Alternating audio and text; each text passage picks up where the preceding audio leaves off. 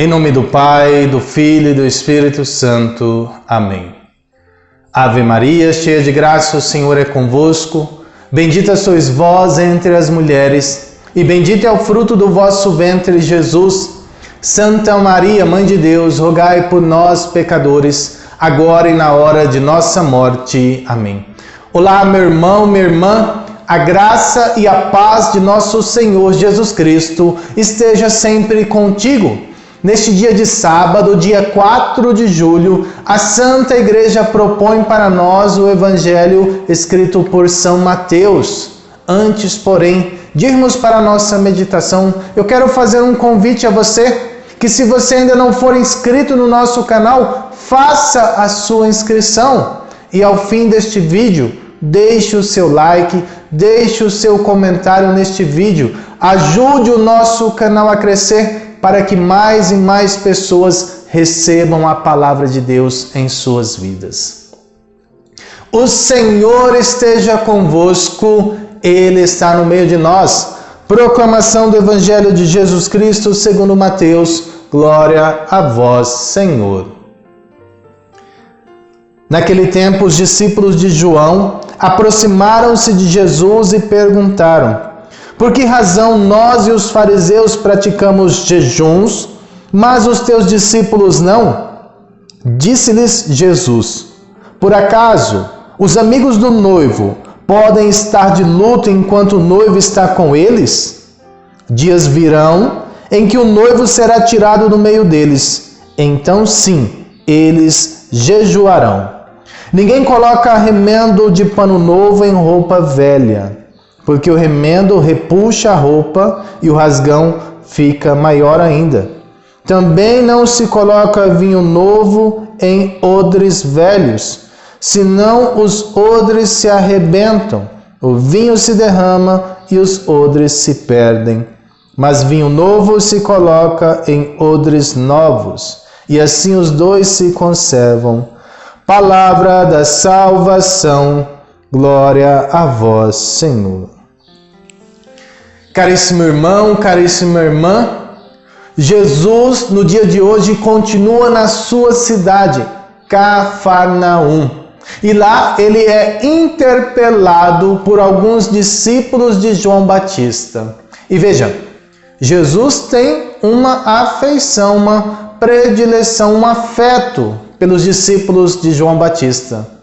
Tanto é verdade que um dos principais discípulos de Jesus, André, irmão de São Pedro, foi antes discípulos de João Batista. Ele integrou o grupo dos discípulos de João Batista até o momento em que Jesus o chamou para ser seu discípulo. Então Jesus, que primo de João Batista, tem uma relação carinhosa, afetuosa com João Batista, também tem esta relação de afeto para com os discípulos de João Batista, porque sabe que eles estão indo pelo caminho que leva ao conhecimento do Deus verdadeiro. E os discípulos de João então interpelam Jesus, perguntam a Jesus: escuta, por que é que os teus discípulos não fazem jejum e nós e os fariseus fazemos? Jesus sabia que aqueles discípulos de João Batista, como também os fariseus, não viviam ainda a realidade do reino dos céus, a realidade do reino de Deus, a festa do reino dos céus.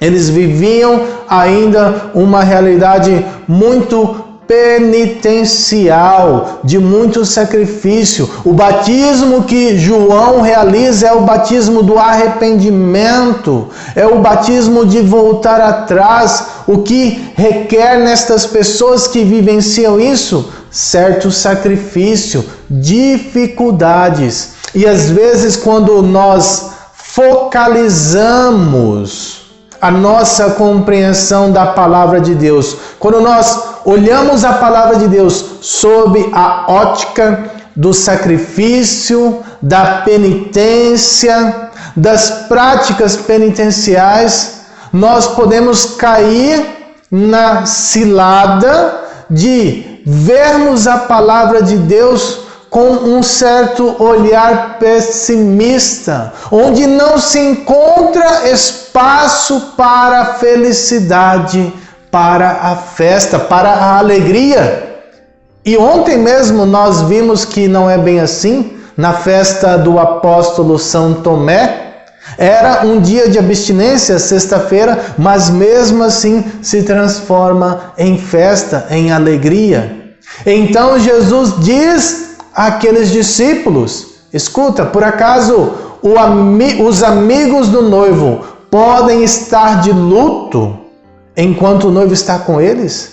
Quer dizer, podem viver o jejum, podem viver a penitência enquanto o noivo está com eles? Ora, não por outro motivo, domingo não é dia de jejum. Domingo é o dia do Senhor, é o dia de estarmos com o nosso Deus. Não é o dia de jejum, não é o dia de sacrifício, é o dia de alegrarmos-nos no Senhor, é o dia da felicidade em Deus. Por que é que nós estaremos de luto no domingo, fazendo jejum, se o domingo é o dia de estarmos com Jesus? Se o domingo é o dia do Senhor, não tem cabimento. E é isto que Jesus tenta explicar àqueles discípulos. Olha, os meus discípulos não realizam o jejum porque eu ainda estou com eles. Dias virão em que eu serei tirado do meio deles, e então eles farão jejum. Então eles viverão o jejum. E a nossa realidade espiritual, o catolicismo, o cristianismo, ele precisa ser compreendido sobre estas duas óticas. Sobre a realidade da alegria da presença de Jesus, da presença de Deus, mas também sobre a realidade da ausência do Senhor.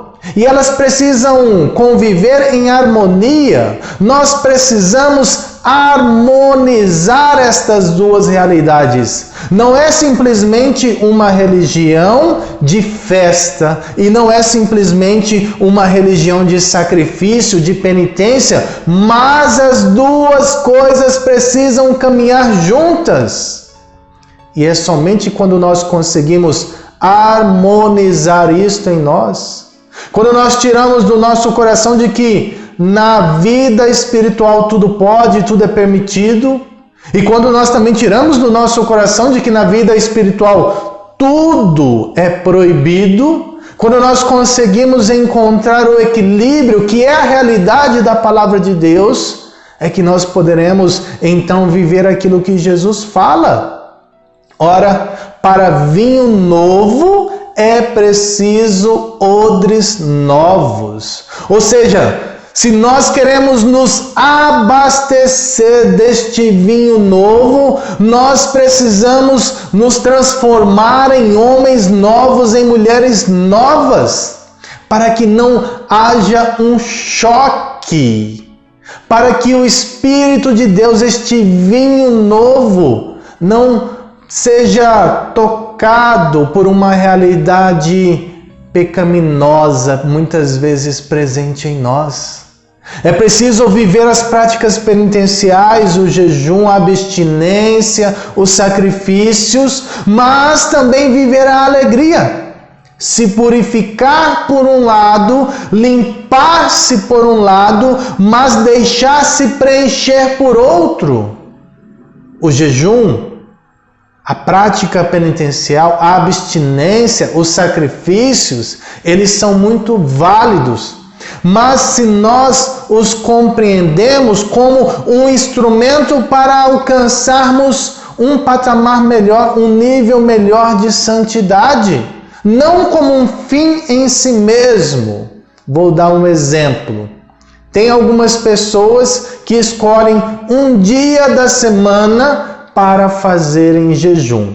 E daí passam o dia inteiro, às vezes sem comer nada, somente tomando água. Aí chega no fim do dia, se empanturra por inteiro, come como um desesperado, porque afinal de contas estava esperando só acabar o dia para poder se empanturrar. Isso não é a finalidade do jejum. A finalidade do jejum é nós vencermos a nossa carne e colocarmos dentro de nós, interiorizarmos em nós que existe algo além do alimento corporal. Nem só de pão o homem viverá, mas de toda a palavra que sai da boca de Deus. Outra realidade. Já foi corriqueiro em alguns cantos da igreja as pessoas viverem uma ideia de que elas poderiam viver o sacrifício de não receber Jesus eucarístico por um determinado período de tempo. Então passava-se uma semana, 15 dias sem receber Jesus eucarístico. Participava-se da Santa Missa, estava-se, por assim dizer, formalmente sem pecado, mas não se recebia Jesus eucarístico justamente para viver este período de sacrifício. Veja se tem cabimento. O noivo está no meio e a pessoa quer viver jejum? Não tem nada que a impeça de receber Jesus eucarístico e a pessoa quer viver este tipo errôneo de jejum? Nós precisamos estar atentos para vivermos a alegria da felicidade, melhor dizendo, a alegria do reino dos céus aqui na terra. Claro, numa harmonia com as práticas penitenciais. Nem só as práticas penitenciais, nem só os sacrifícios, nem só a alegria, nem só o oba-oba. É preciso viver um equilíbrio na nossa fé. É preciso viver uma harmonia na nossa fé. Que no dia de hoje a nossa fé seja iluminada, para que nós possamos cada vez mais progredir nela. Louvado seja nosso Senhor Jesus Cristo, para sempre seja louvado.